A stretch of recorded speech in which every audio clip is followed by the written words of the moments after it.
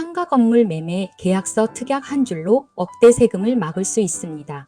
안녕하세요. 정왕동 에이스 부동산입니다. 오늘은 제가 실제로 상담했던 사례를 통해 상가 건물 매매 시 반드시 주의해야 할 부가세 특약 이야기를 해드리려고 합니다. 한 줄의 문구를 계약서에 넣었느냐, 넣지 않았느냐에 따라 수억 원의 손해가 발생할 수 있다는 사실, 여러분 알고 계셨나요? 60대 부부의 은퇴 후 투자 이야기. 이 부부는 평생 맞벌이를 하면서 현금을 모으고 은퇴 후 퇴직금 등을 모아서 총 9억 원의 자금을 마련했습니다.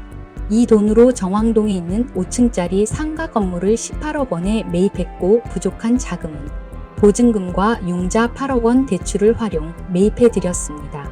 이후 월세 수입으로 대출 이자를 갚아가며 안정적인 생활을 이어갔죠. 그런데 몇 년 전부터 아내분의 건강이 악화되면서 건물을 팔고 고향으로 내려가기로 결정하셨고 저에게 매매 의뢰를 하셨으나 제가 매매를 해드리지는 못했습니다. 그리고 몇 달 후 상가 건물이 매매가 되었다는 소식을 들었습니다. 그 건물은 7년 전에 18억 원에 매입했는데 이번에 매각가가 무려 28억 원이 되었습니다. 10억 원의 시세 차익을 거둔 셈이죠. 부부는 너무 기뻤습니다. 은퇴 후 생활자금 걱정도 덜고 더 이상 대출 이자에 신경 쓰지 않아도 되니 말입니다. 하지만 행복도 잠시 세무사에게 계약서를 보내고 나서 충격적인 소식을 듣게 됩니다. 부가가치세 1억 원을 내셔야 합니다. 왜 이런 문제가 생겼을까요? 문제는 계약서 특약 한 줄 때문이었습니다. 상가나 근생 건물 거래에서는 매매가에 토지와 건물이 함께 포함됩니다. 토지는 부가세 면세 대상, 건물은 건물 가액의 10%가 부가세, 즉 매매가 10억 원의 건물이라면 건물 가액이 5억일 경우 부가세 5천만 원이 붙는 구조입니다. 그런데 계약서에 부가세 별도라고 명시하지 않으면 매매가의 부가세가 이미 포함된 것으로 간주됩니다. 결국 매도인이 받은 금액 중에서 부가세를 내야 하는 상황이 벌어지는 것이죠. 이번 사례에서도 바로 그 한 줄이 빠져 있었던 겁니다. 그 결과 시세 차익으로 기뻐하던 부부가 1억 원의 세금을 본인 돈으로 내야 하는 상황이 된 겁니다. 어떻게 해야 이런 문제를 막을 수 있을까? 첫째, 계약서 특약에 반드시 기재해야 합니다. 부가가치세는 매수자가 부담한다. 이 한 줄만 있으면 매도인의 세금 부담을 막을 수 있습니다.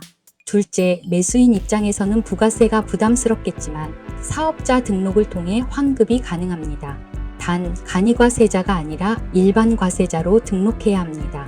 사업 개시일로부터 20일 이내 신청해야만 환급을 받을 수 있습니다. 환급을 받았다면 10년간 일반 과세자로 유지해야 하고 중간에 폐업하거나 간이과세자로 전환하면 그동안 환급받은 세금을 다시 토해내야 합니다. 즉, 매도인도 매수인도 반드시 사전에 준비해야 하는 부분이 바로 부가세 특약과 환급 절차입니다. 상가 건물 거래 전문가와 함께 하세요. 이처럼 계약서의 작은 문구 하나가 억 단위의 손해로 이어질 수 있습니다.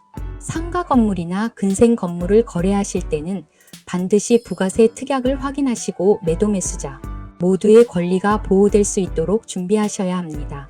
부동산 거래는 단순히 사고 파는 과정이 아니라 세금, 법률 문제까지 얽혀 있기 때문입니다. 오늘 사례에서 가장 중요한 교훈은 단순합니다. 상가 건물 매매 시 계약서 특약 한 줄이 수억 원을 지킨다.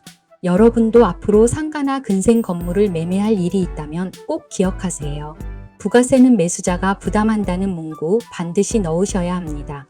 여러분의 안전한 거래와 행복한 은퇴 생활을 응원합니다.